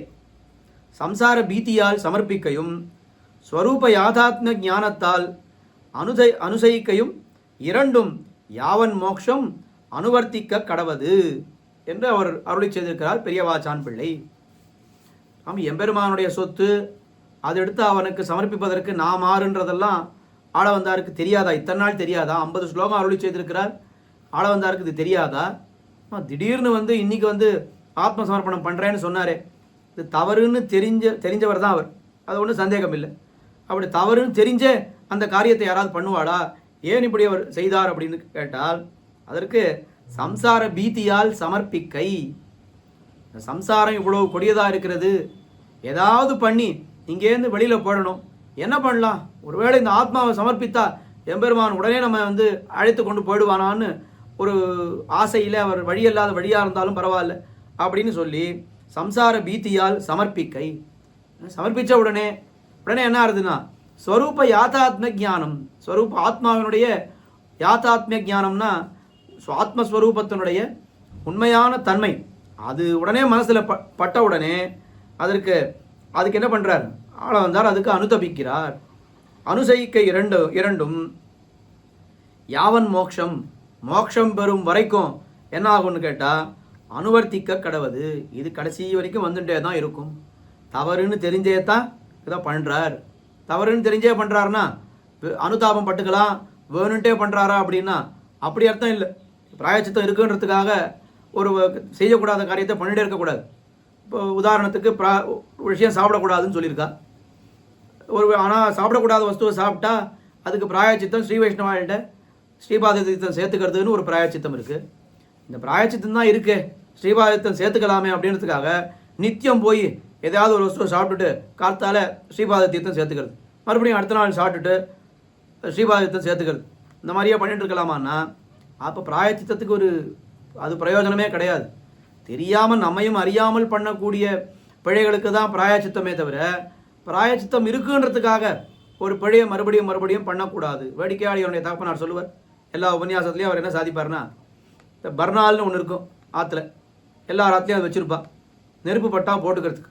ஆற்றுல பர்னால் இருக்குன்றதுக்காக பெருமை போய் நெருப்பில் யாராவது கை வைப்பாளா? ஏன் சுவாமி, எங்கள் ஆற்றுல நிறைய பர்னால் 2-3 பர்னால் வச்சுருக்கேன், அது ஒன்றும் செலவே ஆகமாட்டேங்கிறது, எப்போயோ வாங்கின டியூப் அப்படியே இருக்குது, அது ஏதாவது பிரயோகப்படணுமே, அதுக்காக நான் நெருப்பில் கை வைக்கிறேன்னா, நெருப்பில் தெரியாமல் கை வைத்தால் அப்போ அந்த பர்னால் உபயோகப்படுமே தவிர பர்னால் இருக்குன்றதுக்காக போய் நெருப்பில் யாராவது கை வைப்பாளா என்று அடியனுடைய தகப்பனார் வேடிக்கையாக அடிக்கடி சாதிப்பார். அப்படி பார்க்கும்போது அனுதாபப்பட்டுக்கலான்றதுக்காக இந்த மாதிரி செய்யக்கூடாத காரியத்தை பண்ணிட்டு அனுதாபப்பட்டுக்கலாமா அப்படின்னா அப்படி அர்த்தம் இல்லை. அனுதாபம் இருக்குன்றதுக்காக அவர் இதை பண்ணுறாருன்னு அர்த்தம் கொள்ளக்கூடாது. இந்த சம்சார பீத்தியை இந்த சம்சாரத்தை பார்த்தால் ஐயோ கொடு உலகம் காட்டேலே, இன்னும் இவ்வளோ மோசமாக இருக்கே இந்த உலகம், எம்பெருமான் உடனே நம்மை இந்த உலகத்திலிருந்து நம்மை அப்புறப்படுத்த வேண்டுமே என்று நினைத்தால் நம்முடைய அந்த ஸ்வரூபத்துக்கு தகாத காரியத்தையும் பண்ணிவிட வேண்டியது. இப்போ ஆழ்வார்கள்லாம் பல இடங்களிலேயும் மணல் எடுக்கிறார்கள், தூது விடுகிறார்கள் அப்படின்னு சொன்னால் இதெல்லாம் பண்ணக்கூடாத காரியங்கள்னு ஆழ்வாருக்கு தெரியாதா? ஆனால் ஆழ்வார் ஏன் மடல் எடுத்தார், ஆழ்வார் ஏன் தூது விட்டார், ஏன் ஆண்டாள் நோன்பு நோத்தாள் அப்படின்னு பார்த்தா இதெல்லாம் ஸ்வரூபத்துக்கு சேராத காரியங்கள் தான். ஆனால் ஏன் பண்ணான்னு கேட்டால் அது எம்பெருமானை உடனே அடைந்தே தீர வேண்டும், இப்பொழுதே அடைய வேண்டும்னா என்ன பண்ணினா அவன் கிடைப்பான். இது ஏதாவது அது ஸ்வரூப விருத்தமான காரியங்களாக இருந்தாலும் அதை பண்ணினால் அவன் கிடைப்பானால் அதையும் தான் அவன் பண்ணி பார்ப்போமே என்ன அவர்கள் பண்ணுகிறார்கள் இல்லையா? அதுபோல அது எல்லாத்துக்கும் காரணம் என்ன? சம்சார பீதி. எப்படியாவது இங்கேருந்து வெளியில் போயிடணும், அதுக்கு என்னதான் பண்ணலாம் அப்படின்னு பண்ணுகிறா போலே ஆத்ம சமர்ப்பணத்தை இவர் பண்ணுகிறார். அப்படி பண்ண பிற்பாடு ஒரு அனுதாபம் ஏற்படுகிறது, ஐயோ பண்ணக்கூடாத காரியத்தை பண்ணிவிட்டோமே என்று. நான் யார் ஆத்மாவை சமர்ப்பிப்பதற்கு நானார் அப்படின்னு தெரிவிக்கிறார். இதை நன்னா நம்ம இன்னும் புரிஞ்சுக்கணுன்றதுக்காக பல விஷயங்களை காட்டுகிறார்கள் பெரியவர்கள். குறிப்பாக காஞ்சி சுவாமி இந்த வியாக்கியானத்திலே ரொம்ப அழகாக காட்டியிருக்கிறார். நம்மாழ்வார் ஒரு பாசுரத்தில் என்ன தெரிவிக்கிறார்? ஒட்டுரைத்தி உலகுன்னை புகழ்வெல்லாம் பெரும்பாலும் பட்டுரையாய் புற்கண்ணே காட்டுமால் பரஞ்சோதி. எல்லாம் பிரம்மாதி தேவர்களே இருக்கட்டும், அவா உன்னை எவ்வளவுதான் புகழ்ந்தாலும் கடைசியில் என்ன ஆக போகிறது அப்படின்னா எல்லா புகழ்ச்சியும் கொண்டு போய் உனக்கு ஏதோ ஒரு குறையாகத்தான் முடிய போகிறது. மாதிரி எம்பெருமானை பற்றி சொல்லும் பொழுது என்ன பண்ண, ஒரு எம்பெருமானை தாமரை போன்றவன்னு சொல்கிறோம். தாமரை போன்ற கண்கள், தாமரை போன்ற திருவடிகள், கைவண்ணம் தாமரை, வாய் கமலம் போலும், கண்ணினையும் அரவிந்தம் அடியுமகுதே என்னெல்லாம் சொல்கிறார்கள் ஆழ்வார்கள். தாமரையும் எம்பெருமானும் உபமானமா அப்படின்னா, தாமரை இன்னைக்கு கார்த்தால வச்சா நாளை கார்த்தால வாடி போட போகிறது. அதை போய் எம்பெருமானுக்கு உபமானம்னு சொன்னால் ஏதோ ஒரு உபமானமாக சொல்ல வேண்டும், அவ்வளோதான். எம்பெருமான் மேகத்தை போன்றவன், எம்பெருமான் காயாம்பு போன்றவன் அப்படின்னு சொன்னாக்கா, இதெல்லாம் எம்பெருமானுக்கு உபமானமே அன்று. எல்லாம் ஒட்டுரைத்து உலகுன்னை புகழ்வெல்லாம் பெரும்பாலும் பட்டுரையாய் புற்கண்ணே காட்டுமால் பரம்ஜோதி. எல்லாம் நீ என்ன சொன்னாலும் அது எம்பெருமானுக்கு அதெல்லாம் பெரிய இதுவாகவே போக போகிறதில்லை. ஆனால் அப்படி சொன்ன ஆழ்வார்களே மறுபடியும் மறுபடியும் எம்பெருமானை பார்த்து தாமரை கண்ணா, தாமரை கையா, கடல் வண்ணா, மின்னுமா மழை தவழும் மேகவண்ணா, மேலே மேலே சொல்லிகிட்டே போகிறாளே அப்படின்னா இந்த ஞானமும் அவளுக்கு இருக்குது. எதை சொன்னாலும் அது எம்பெருமானுக்கு அது புகழாக போகிறதுலே பழியாகத்தான் போக போகிறதுன்னு இருக்குது. ஆனாலும் என்ன பண்ணுறது, சொல்லாமல் இருக்கவும் முடியவில்லை. அதனால் தவறுன்னு தெரிஞ்சே பண்ணுறாத அப்படின்னா என்ன அர்த்தம்னா, அந்த எம்பெருமான் மேலே இருக்கக்கூடிய ஒரு பிரீத்தி அது ரொம்ப விஞ்சி போன படினாலே ஏதாவது ஒன்று சொல்லி ஆகணுமே எம்பெருமானை பற்றி. சரி, தாமரைன்னு சொல்லுவோம், கடல் வண்ணன்னு சொல்லுவோம், காயாம்பு வண்ணன்னு சொல்லுவோம்னு அப்படி ஆழ்வார்கள் சொல்கிறார்கள். அது மாதிரி மாசூனா வான்கோல தமரர்கோன் வழிபட்டால் மாசூனா உணபாத மலர்ச்சோதி மழுங்காதே என்னெல்லாம் ஆழ்வார்கள் தெரிவிக்கிறார்கள். சூழ் தமரர் துதித்தால் உன் தொல்புகள் மாசூனாதே. ஏன்னா பிரம்மாதி தேவர்கள் புகழ்ந்தா கூட அது ஒன்றும் பெருமையே கிடையாது உனக்கு என்ன ஆழ்வார்கள் தெரிவிக்கிறார்கள். அவனுக்கு ஒரு அப்படிப்பட்ட எம்பெருமானை ஆழ்வார் என்ன பண்ணுறாருன்னா மறுபடியும் மறுபடியும் புகழ்வோம் பழிப்போம், புகழ்வோம் பழிவோம்னு எம்பெருமானை புகழ்ந்து கொண்டே தான் இருக்கிறார். பிரம்மாதி தேவர்கள் புகழ்ந்தாலே அது பழியாய்த்தான் போய் முடியும்னா, இப்போ நாம் புகழ்ந்தால் பழியாய்த்தான் முடியும்னு நமக்கு என்ன புகழ தெரியும் எம்பெருமானை பற்றி? ஆனால் இந்த ஞானமும் வேண்டும், அந்த ஞானமும் வேண்டும். அதனால் சுவாமி யார் புகழ்ந்தாலும் எம்பெருமானுக்கு அது பழியாத்தான் முடியும், அதனால் எம்பெருமானை பற்றி நான் வாயே திறக்க போகிறதில்லை அப்படின்னு சொன்னால் அப்போ அது தவறு. ஆனால் வாய் படைத்த பிரயோஜனம் அவனை பற்றி பாடுறது தான். அது இன்னும் ஒரு பாசுரத்தில் அழகாக நம்மாழ்வார் என்ன தெரிவிக்கிறார், யானுமேத்தி ஏழுலகம் முத்துமேத்தி பின்னையும் தானுமேத்திலும் தன்னை ஏத்த ஏத்த எங்கெய்தும். எத்தனை பேர் சேர்ந்து எம்பெருமானே சேர்ந்து வந்து துதித்தாலும் எம்பெருமானை துதிக்க முடியாது. அப்போ வேண்டாமா, விட்டுடலாமா, யாரும் எதுவுமே பண்ண வேண்டாமான்னா இல்லை இல்லை, அப்படி தேனும் பாலும் கண்ணலும் அமுதுமாகி தித்திப்ப யானும் எம்பிரானையே ஏத்தினேன் யானு வானே. இதை பண்ணலைன்னா எனக்கு வேறு காரியமே தெரியாது. எம்பெருமானை ஏற்றவில்லை என்னால் நான் வேறு என்ன காரியம் தான் பண்ணுறது இந்த உலகத்தில்? சம்சாரிகளை போல் எனக்கு உண்டியே உடைய உகந்தோடும்னு அந்த மாதிரி காரியங்கள் எனக்கு தெரியவே தெரியாது. அப்போ எனக்கு தெரிஞ்சதெல்லாம் எம்பெருமான் ஒருத்தன் தான், அவனை புகழ்வது மட்டும்தான் எனக்கு தெரியும். அதையும் நான் பண்ணவில்லைன்னு சொன்னால் அப்போ நான் என்ன தான் பண்ணுறது அப்படின்னு ஆழ்வார்கள் கேட்கிறார்கள். அதுபோல் இங்கே என்னென்னா ஆத்ம சமர்ப்பணம் பண்ணக்கூடாதுன்றது ஆளவந்தாருக்கு நன்றாக தெரியும், பண்ணினா தவறுன்னு நன்றாக தெரியும். ஆனால் சம்சார பீதியாலே அவர் மறுபடியும் மறுபடியும் அதை சமர்ப்பிக்கிறார். இப்போ நம்மாழ்வாரே எடுத்துட்டோன்னா எனதாவி தந்தொழிந்தேன் இனிமேழ்வது என்பது உண்டே அப்படின்னு 2ஆம் பத்திலே தெரிவித்தார்.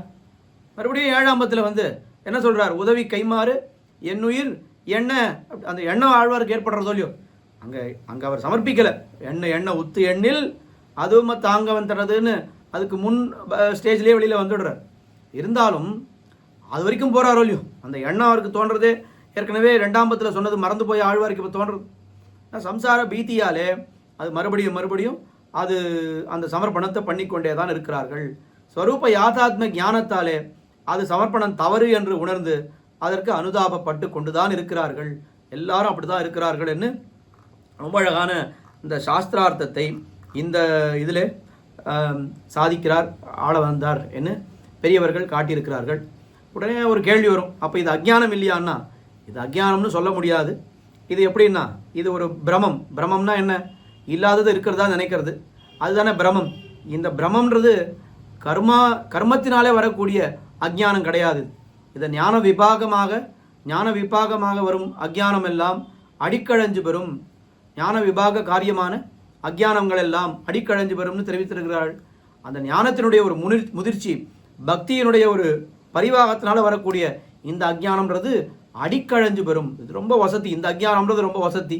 பெரியாழ்வார் எப்படி எம்பெருமான் அவன் ரக்ஷகன் நாம் ரக்ஷிய பூத்தர்கள் என்று அதை மறந்து அவன் ஏதோ ரக்ஷிய பூத்தனாகவும் தம்மை ரக்ஷகனாக நினைத்து கொண்டு பல்லாண்டு பாடினாரே, அது அஜ்ஞானம் இல்லையான்னா? அது கர்மத்தினாலே வரக்கூடிய அஜ்ஞானம் இல்லை, ஞானத்தினுடைய ஒரு முதிர்ச்சியால் வரக்கூடிய அஜ்ஞானம். அது அடிக்கழஞ்சு பெறும் என்று அது காட்டினா போலே இப்படிப்பட்ட அஜ்ஞானங்கள் அது அடிக்கழஞ்சு பெறும். நாம் என்ன பண்ணணும்னா ஆளவந்தார் போன அதே வழியில் எம்பெருமானுக்கு சம்சார பீதியாலே எம்பெருமானுக்கு ஆத்ம சமர்ப்பணம் அதை பண்ணிக்கொண்டே தான் இருக்க வேண்டும். ஆனால் பண்ணின உடனேவே ஸ்வரூப யாதாத்ம ஞானத்தாலே அது தவறு, அனுதாபம், உனக்கு நான் என்ன சமர்ப்பிப்பது, என்னால் உனக்கு சமர்ப்பிக்கக்கூடியதுன்னு என்ன இருக்கிறதுன்னு அதையும் நான் நினைத்து கொள்ளதான் வேண்டும் என்று அழகான சாஸ்திரார்த்தத்தை இந்த 53வது ஸ்லோகத்திலே ஆளவந்தார் நமக்கு காட்டி அருள்கிறார். அடுத்தது 54வது ஸ்லோகம். ஆளவந்தார் உன்னுடைய வஸ்துவை என்னுடையதாக நினைத்து பிரமித்து என்ன பண்ணிட்டார், மயா சமர்ப்பித்தா என்று என்னாலே சமர்ப்பிக்கப்பட்டது என்று தெரிவித்தார். உடனே எம்பெருமான் பார்த்தான், ஓ என்னது இது, யாருடையதே யாருக்கு சமர்ப்பித்தீர், நன்றாக ஆராய்ந்து பாரும் என்று உணர்த்தி அவர் என்ன பண்ணார், ஆளவந்தாருக்கு அந்த ஸ்வரூப யாதாத்ம ஞானத்தை தெளிவித்து கொடுத்தார்.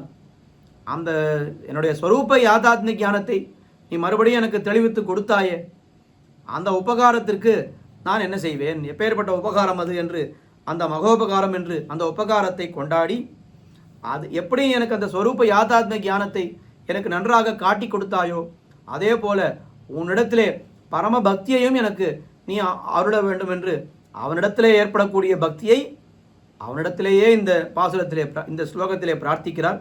ரொம்ப அழகான ஸ்லோகம். அவபோதிதவானிமாம் யதா மை நித்யாம் பவதீயதாம் ஸ்வயம் கிருபயை ததனன்யபோக்யதாம் பகவன் பக்திமபி பிரயச்சமே.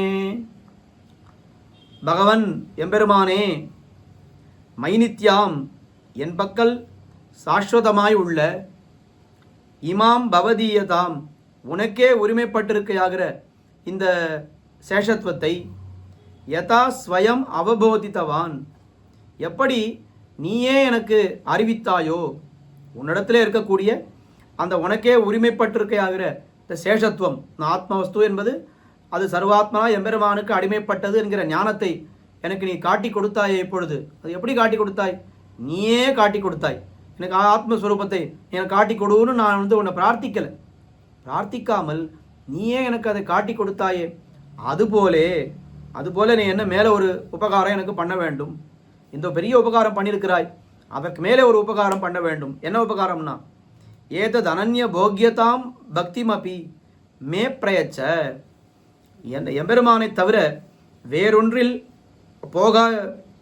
போக்கியதையை உடையாததா இருக்கக்கூடிய அந்த பரம பக்தி, அந்த பரம பக்தியையும் அடியேனுக்கு பிரயச்சமே நீ தந்தருள வேண்டும், அடியேனுக்கு தந்தருள வேண்டும். அனன்ய பக்தின்னு சொல்கிறாள். எம்பெருமானை அந்த அனன்ய போக்கியத்துவம் அப்படின்னா என்ன அர்த்தம், எம்பெருமானை தவிர மற்றொரு வஸ்துவை போக்கியமாக கொள்ளாதிருத்தல், இல்லை எம்பெருமானுக்கு அந்த எம்பெருமானுக்கு தான் போக்கியமாக இருத்தல் என்று அதுக்கு 2 அர்த்தம் காட்டியிருக்கிறார்கள். அப்படிப்பட்ட அந்த பக்தி, எம்பெருமானையே ரொம்ப இனிமையாக நினைத்து கொண்டிருக்கக்கூடிய அந்த பக்தியையும் எனக்கு நீ கொடுத்தருள வேண்டும். நிறைய ஆழ்வார்களுடைய பாசுரங்கள், பல பாசுரங்கள் இருக்கின்றன. இதே போல் குளித்து 3 அனலையோம்பும் குறிகோள் அந்தணமதன்னை ஒளித்திட்டேன் என்கணில்லை நின்கணம் 10 நல்லேன் கழிப்பதென் கொண்டு நம்பி கடல் வண்ணா கதறுகின்றேன் அழித்தனக்கு அருள் செய் கண்டாய் அரங்கமா நகருளானே. அழித்து எனக்கு அருள் செய் கண்டாய், அந்த பக்தியை எனக்கு கொடுத்து அனுகிரகம் பண்ண வேண்டும் என்று ஆழ்வார்கள் பலரும் பிரார்த்தித்திருக்கிறார்கள். விசேஷமாக திருமங்கை ஆழ்வார் இந்த பக்தியை கொடுக்க வேண்டும் என்று திருவேங்கடமுடையானிடத்திலே பிரார்த்தித்தார்.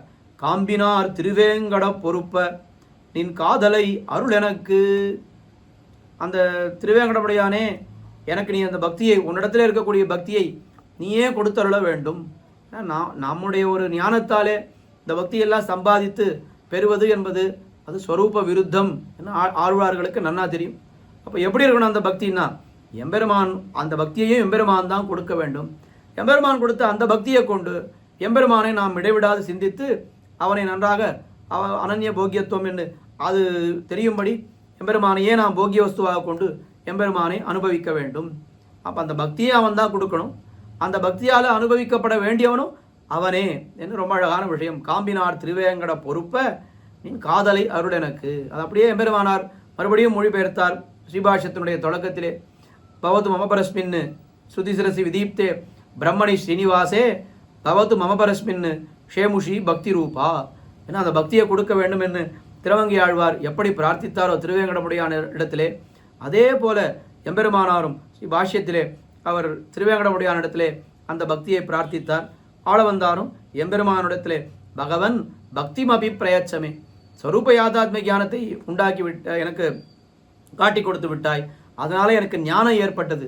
வெறும் ஞானத்தால் என்ன பண்ண முடியும்? வெறும் ஞானம்ன்றது அது ரொம்ப ஆங்கிலத்தில் ட்ரைன்னு சொல்கிறாள், ட்ரையாக இருக்கும். அந்த பக்தி இருந்தால்தான் அது அந்த எம்பெருமானை அனுபவிப்பதற்கு அந்த ஞானம் உபயோகப்படுமே தவிர பக்தி இல்லாமல் அது பிரயோஜனமே கிடையாது. அதனால தான் எம்பெருமான் ஆழ்வார்களுக்கு சொல்லும் பொழுது மயர்வர மதிநலம் அருளினன். மதிநலம், மதினா ஞானம், நலம்னா பக்தி. ரெண்டு விதமாக அர்த்தம் காட்டியிருக்கா. பக்தியையும் ஞானத்தையும் சேர்த்து கொடுத்தான் அப்படின்னு ஒரு அர்த்தம். இல்லை பக்தி ரூபாபன்ன ஞானம், பக்தியாக பரிணமிக்கக்கூடிய ஞானத்தை கொடுத்தான் என்ன அந்த பாசுரத்திலே ஆழ்வார் தெரிவிக்கிறார். அப்போ வெறும் ஞானத்தை கொடுத்தா அது பிரயோஜனப்படாது, ரொம்ப ட்ரையாக இருக்கும்.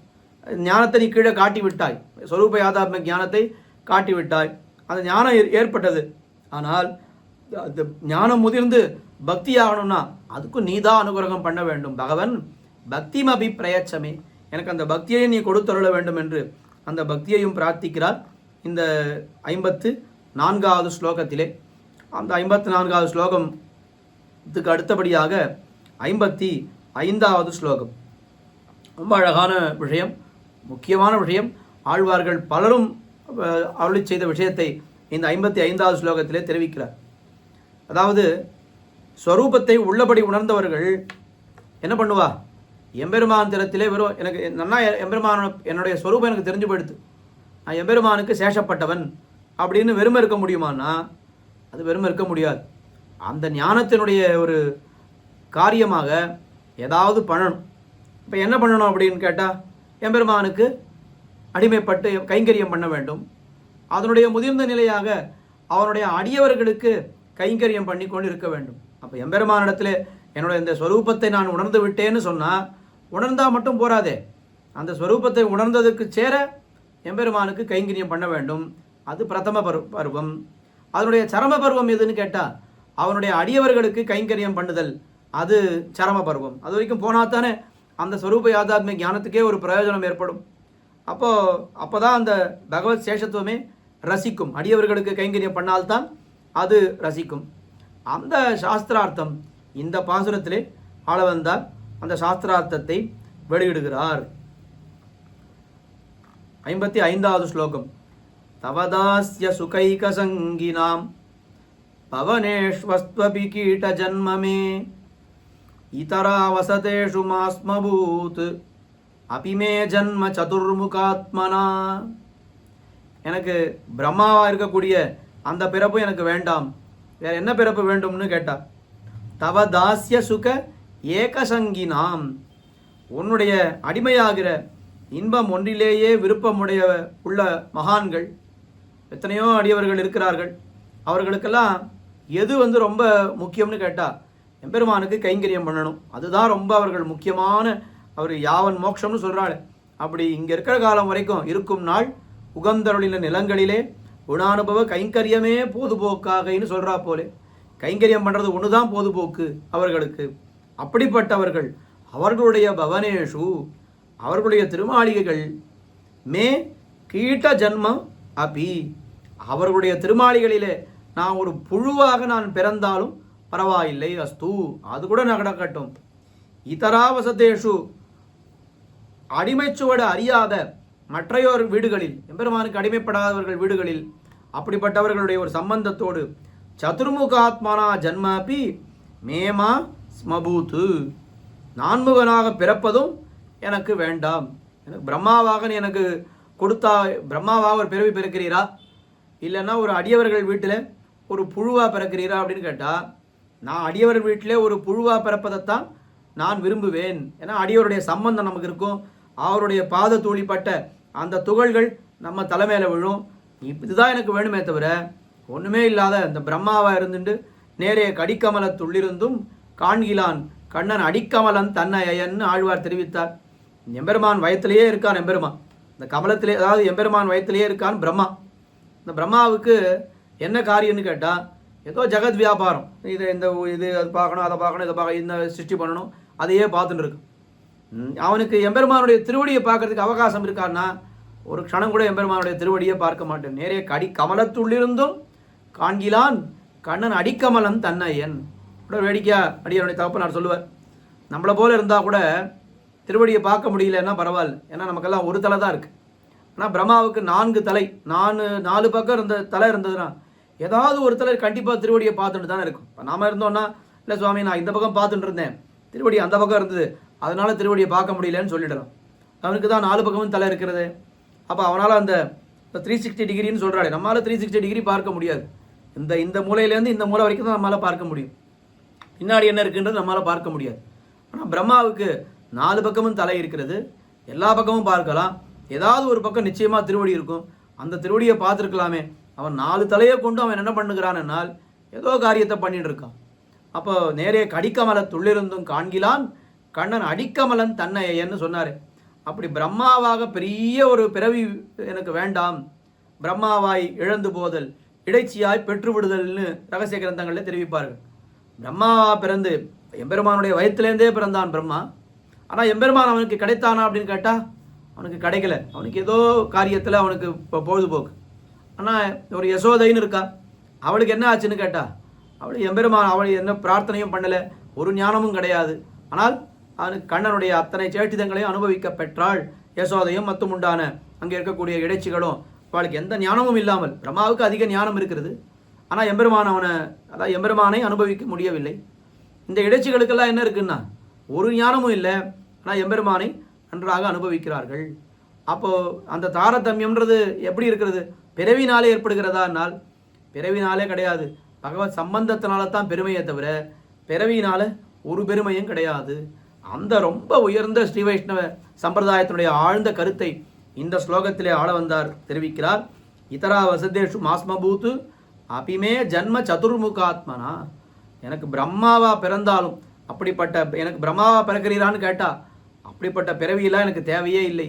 எனக்கு எது தேவைன்னா, எனக்கு இங்கே எம்பெருமானுடைய அடியவர்கள் வீட்டிலே ஒரு புழுவாக பிறந்து அவர்களுடைய திருவடி என்னுடைய தலைமையில், திருவடி துகள்கள் என்னுடைய தலைமையில் பட்டா அது எனக்கு போரும்னு தெரிவிக்கிறார்.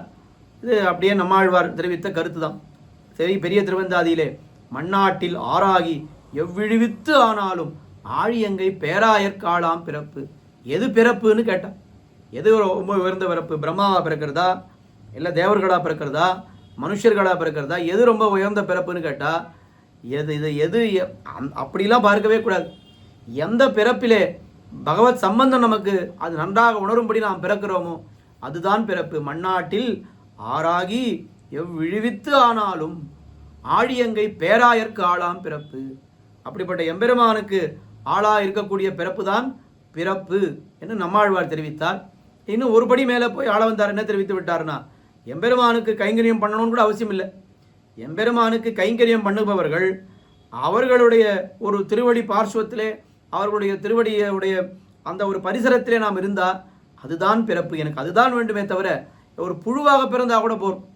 புழுவாக பிறந்தாலும் ஸ்ரீ வைஷ்ணவர்களுடைய கிரகத்திலே ஒரு புழுவாக பிறத்தல் வேண்டுமே தவிர எனக்கு ஏதோ பெரிய பிறவி, நீ பிரம்மாவாக இருந்து எத்தனை லோகத்தை நீ பார்த்துக்கோ அப்படின்னா அதெல்லாம் எனக்கு வேண்டாம் என்று தெரிவிக்கிறார்.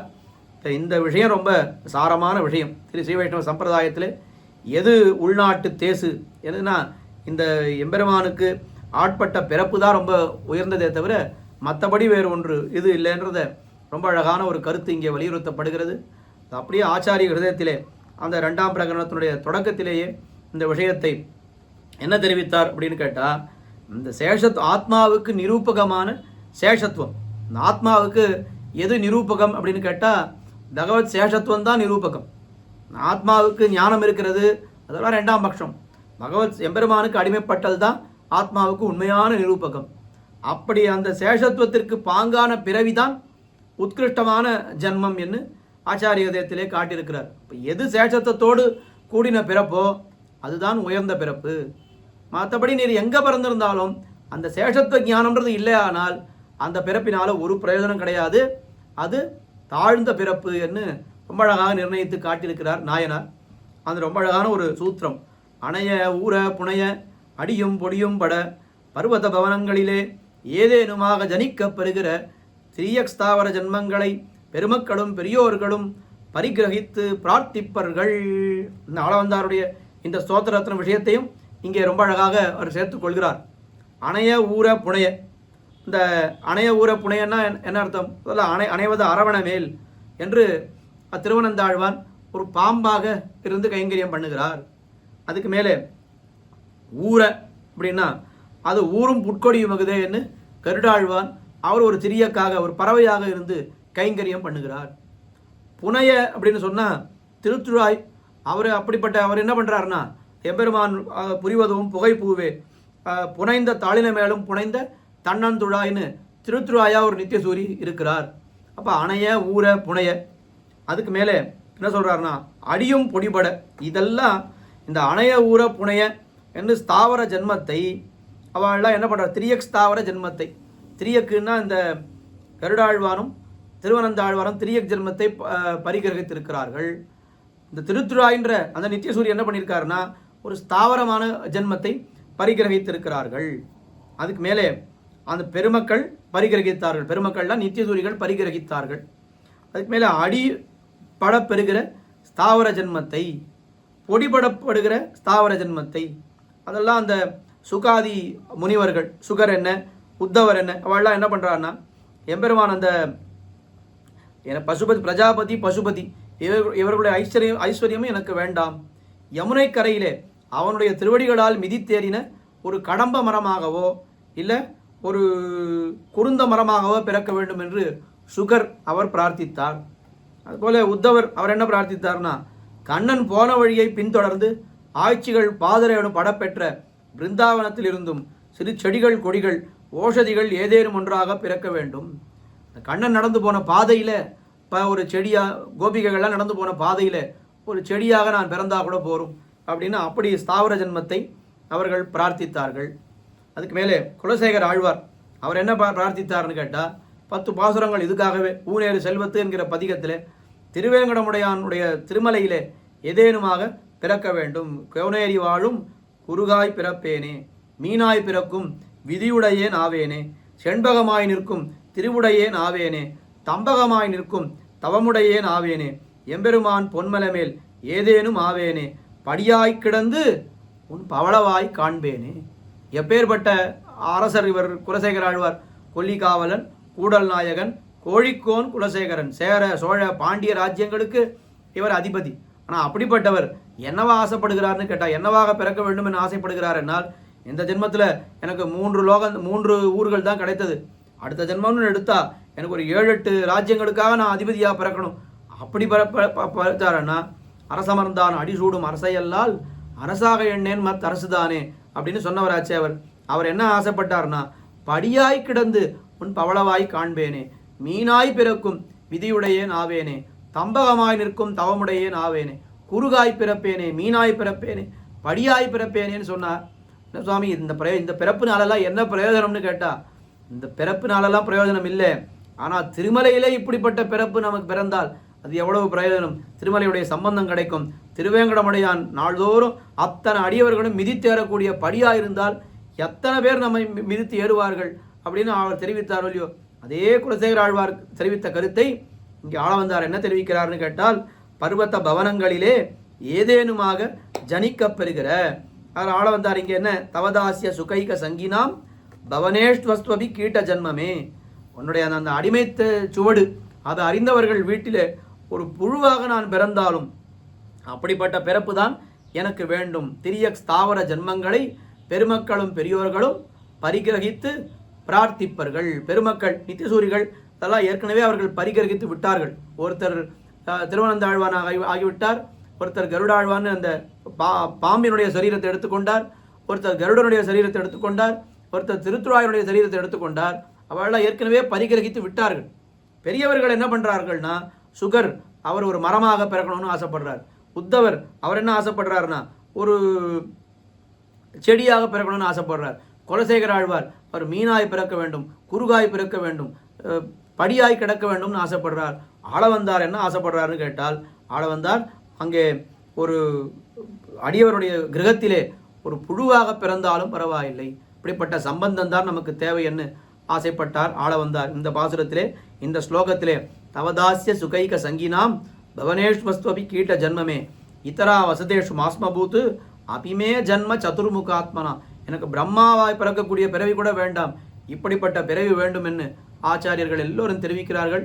குறிப்பாக இந்த குலசேகர ஆழ்வாருடைய இந்த பாசுரத்தை பார்க்கும் பொழுது அனந்த ஆழ்வாருடைய ஐதிஹ்யம் நிச்சயமாக நாம் நினைத்து பார்க்க வேண்டும். திருவேங்கட மலையிலிருந்து அனந்த ஆழ்வான் திருவரங்கத்துக்கு போகிறார். போகும்பொழுது அந்த காலம் மாதிரி இந்த காலம் மாதிரி போக முடியுமா? 2 நாள் ஆகும் நடந்து போகிறதுக்கு. ஏதாவது பிரசாதம் கையில் எடுத்துகிட்டு போகணும். கட்டு சாதம் எடுத்துகிட்டு போகிறதுன்னு வழக்கம் உண்டு அந்த காலத்தில். அப்படியே பிரசாதம் எடுத்துகிட்டு போயின்னு இருக்கார். வழியில் ஒரு இடத்துல அதை பிரித்து பார்க்கணும்னு பார்க்கிறார். பார்த்தா என்ன ஆகுது, அந்த பிரசாதத்தில் ஒரே எறும்பு இருந்துதான். உடனே என்ன பண்ணிட்டார், மறுபடியும் கிடுகிடுன்னு திரும்பி திருமலைக்கே வந்துட்டான். உடனே அவங்க பார்த்து கேட்டா, என்ன சுவாமி இப்போ தான் கிளம்பினேர், அதுக்குள்ளே வந்துட்டீரே அப்படின்னா, இல்லை வழியில் பிரசாதம் எடுத்துகிட்டு போன சாப்பிட்றதுக்காக திறந்து பார்த்தா ஒரே எறும்பாக இருந்தது, அதனால மறுபடியும் திருமலைக்கே வந்துட்டேன் அப்படின்னு சொன்னார். என்ன சுவாமி இது, வழி எறும்பாக இருந்தால் எறும்பை ஓட்டிட்டு சாப்பிட வேண்டியது தான். நாம இருந்தால் என்ன பண்ணுவோம், எறும்போடையே சாப்பிடுவோம். நாம இருந்தால் எறும்பை ஓட்டிட்டு சாப்பிட்றதை விட்டுட்டு இதுக்குன்னு யாராவது திருமலைக்கு வருவாளா அப்படின்னா, அதுக்கு அனந்த ஆழ்வான் சொன்னாராம், ஐயோ அப்படி இல்லை, எந்த ஆழ்வாரோ எந்த பெரியவரோ ஆளவந்தார் போன்ற பெரியவரோ இல்லை குலசேகர ஆழ்வார் போன்ற ஆழ்வாரோ யார் ரொம்ப ஆசைப்பட்டு திருவேங்கட மலையிலே ஒரு எறும்பாக பிறக்கணும்னு ஆசைப்பட்டு யாராவது பிறந்திருக்கலாம், அவர்களை போய் திருவேங்கட மலையிலேருந்து வெளியில் விட்ட பாவம் எனக்கு வர வேண்டாம். அதனால் அந்த நித்தியசூரிகளோ இல்லை ஒரு முக்தாத்மாவோ யாரோ ஒருத்தர் அவரை கொண்டு வந்து மறுபடியும் திருமலையிலேயே விட்டுட வேண்டும் என்பதற்காக நான் கொண்டு வந்தேன்னு சொல்லிட்டு மறுபடியும் விட்டுட்டு மறுபடியும் அவர் கிளம்பினார். இந்த எறும்பெல்லாம் வந்து மலையில் விட்டுட்டு யாராவது அந்த மாதிரி பண்ணுவாளான்னா, அந்த ஞானம், அந்த ஞானத்துக்கு உண்டான அனுஷ்டானம். ஆச்சாரியர்களுக்கு அதுதான் பெருமை.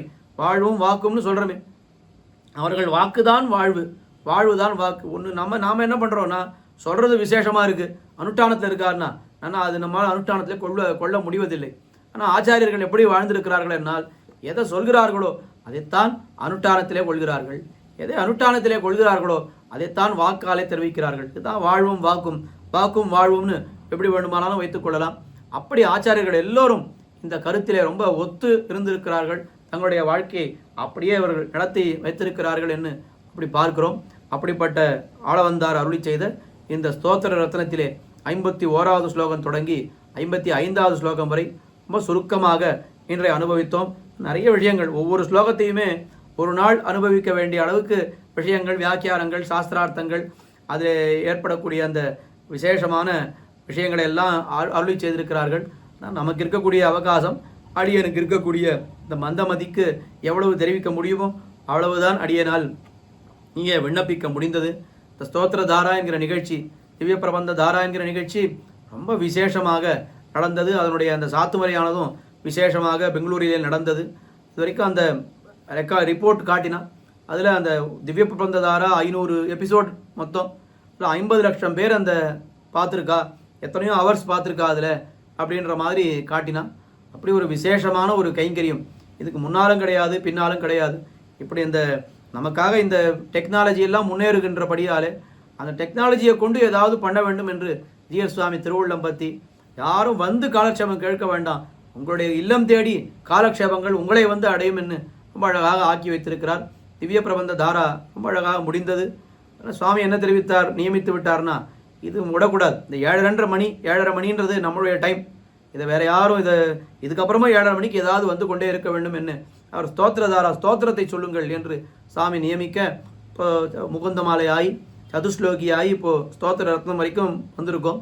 தொடர்ந்து பூர்வாச்சாரிய ஸ்தோத்திரங்கள் எல்லாத்தையும் இந்த ஸ்தோத்திர தாராங்கிற நிகழ்ச்சியிலே நீங்கள் எல்லாம் அனுபவிக்க வேண்டும். எல்லாம் ஜிஎஸ் சுவாமியினுடைய ஒரு அனுகிரகத்தினாலே, கிருப்பையினாலே எல்லாம் நமக்கு இன்னி வரைக்கும் 500 எபிசோடு அதில் ஆகிடுத்து. இதில் ஒரு 20-25 எபிசோடு ஆகிடுத்து. இன்னி வரைக்கும் அது வந்து நான் ஸ்டாப். ஒரு நாள் கூட இந்த 7:30 மணின்னா 7:30 மணி, ஒரு நிமிஷம் கூட ஒரு தாமதிக்காமல் இன்னி வரைக்கும் அது வந்துட்டு இருக்கிறது என்று சொன்னால் அது ஜிஎஸ் சுவாமியினுடைய ஒரு திருவடி பலமும் அவருடைய அனுகிரக விசேஷமும் தான் இதுக்கு காரணம். இதை எல்லாரும் கேட்டுக்கொண்டிருக்கிறீர்கள். இன்னும் பல பேர் இதை கேட்க வேண்டும். கேட்பவர்கள், அடியன் எப்போவுமே சொல்கிறது, கேட்பவர்கள் முழுவதுமாக கேட்க வேண்டும். அதாவது ஒரு எபிசோட் கூட விடாமல் கேட்க வேண்டும். ஒவ்வொரு எபிசோடையும் முழுவதுமாக கேட்க வேண்டும். ஏதோ 10 நிமிஷம் கேட்டேன், 20 நிமிஷம் கேட்டேன்னு இல்லாமல் ஒவ்வொரு எபிசோடையும் முழுவதுமாக, எல்லா எபிசோடையும் கேட்கணும், அதை முழுவதுமாக கேட்க வேண்டும். இன்னும் பல பேரை கேட்கும்படி நீங்கள் செய்ய வேண்டும் என்கிற பிரார்த்தனையோடு அமைகிறேன். குற்றங்குறைகள் இருந்தால் க்ஷமிக்க பிரார்த்தித்துக் கொள்கிறேன். பிருந்தாரண்ய நிவாசாய பலராமானுஜாயச்ச ருக்மிணி பிராணநாதாய பார்த்தசூதாய மங்களம்.